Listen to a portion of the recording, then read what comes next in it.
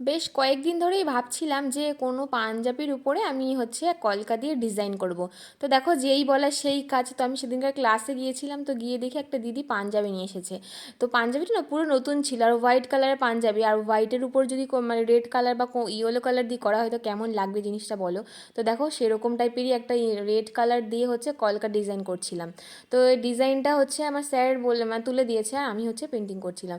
যেহেতু আমি এই প্রথমবার হচ্ছে পাঞ্জাবির উপরে ডিজাইন করছি, মানে আমি তো ফার্স্ট একটু নার্ভাসই ছিলাম, যেহেতু এতদিন খাতায় করেছি, নিজে প্র্যাকটিস করেছি, তো এবার থেকে স্টার্ট করেছি। মানে প্রথমবার খুবই নার্ভাস ফিল করছিলাম, জানি না কেমন হয়েছে। যেহেতু সামনে স্যার ছিল তো ওই জন্য অতটা ভয় লাগছিল না, যেহেতু স্যার ছিল। তো যাই হোক, তো দেখো এই প্রথমবার আমি হচ্ছে কোনো পাঞ্জাবির উপরে প্রিন্ট করেছি।